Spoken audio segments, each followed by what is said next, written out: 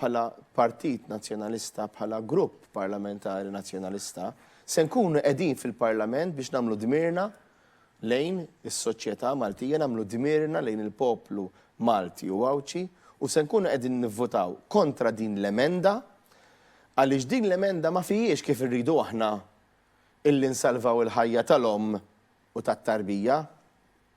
Din hija emenda illi iddaħħal l-abort f'pajjiżna għaliex lesta li tissagrifika u allura toqtol tarbija fil-ġuf. Dan huwa dak li qal il-kap tal-Partit Nazzjonalista Bernard Grek tul intervista li kellu l-ħadd filgħodu fejn il-kap tal-Partit Nazzjonalista fakkar kif il-Gvern Laburista inganna lin-nies kif wara li qal li mhux se jkun qiegħed idaħħal l-abort f'pajjiżna issa jagħmel dan minn wara dar kulħadd. Iżda l-Partit Nazzjonalista se jibqa' jaħdem favur il-ġid ta' trabi fil-ġuf, l-ommijiet, it-tobba u l-ħajja, kif huwa favur il-ħajja mill-konċepiment sal-mewt. U tnejn fil-Parlament il-Partit Nazzjonalista se jivvota favur il-ħajja ta' kulħadd u għalhekk kontra din l-emenda fil-liġi li se tkun qed iddaħħal l-abort f'pajjiżna.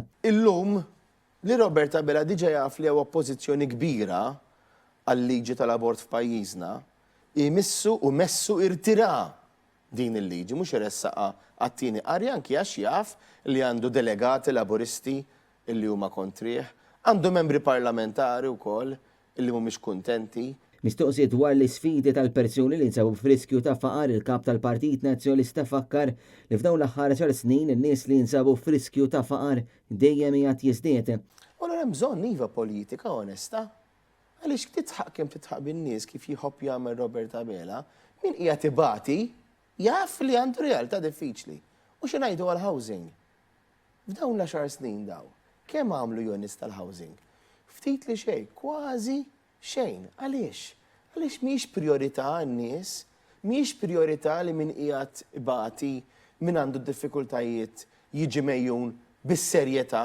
Dwar is-seqr fil-kontijiet ta' dawl u l-ilma Bernard Grek qal li l-Partit Nazzjonalista jerġa' jinsab quddiem il-poplu Malti anke fil-Parlament biex jiddefendi l-interessi tal-poplu kollu u jappella l-Gvern iwettaq ġustizzja mal-poplu Malti u Għawċi u qal li dan is-serq kien konfermat mill-qorti u issa l-Gvern Laburista qiegħed jinjora il-karba ta' dawk li nsterqu. Issa li ammettew li hemm is-serq u allura se jibdew jagħtu l-flus lura mill-ewwel ta' Jannar li għadda qed ngħidulhom li ammettejtu li sraqtu u li qegħdin tisirqu ejjew nagħtuhom lura mill-ewwel ta' Jannar 2014. Sa naraw x'se jagħmlu. Jekk jivvutawx magħna biex lill-poplu Malti jagħtuhom il-flus, jew inkella jivvutawx kontra il-poplu Malti ħalli jibqgħu jisirqu il-poplu Malti. Ma aħna ħanibqgħu ċari fuq din.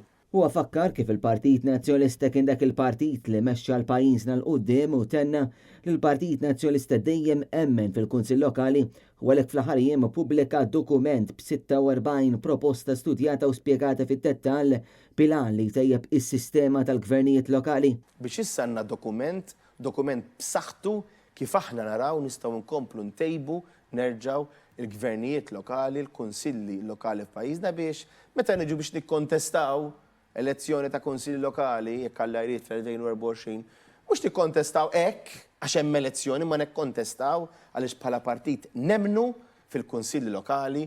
Intant, Bernard Grek fakkar kif il-Partit Nazzjonalista huwa l-partit ta' dialogu li jwettaq politika li titwielet min-nies u titwettaq biex jittejjeb il-ħajja tan-nies. Aħna l-partit illi dejjem konna kienu jsibuna magħrufin bħala il-partit ta' dialogu. Il-partit illi jħobb jiddibatti, il-partit li jħobb jiddiskuti, il-partit tal-idejat, il-partit li lest li jisma', li jagħti widen, il-partit illi għandu politika li titwielet għand in-nies u terġa' tmur lura għand in-nies għal ġid tan-nies. James Arnellu, Net News.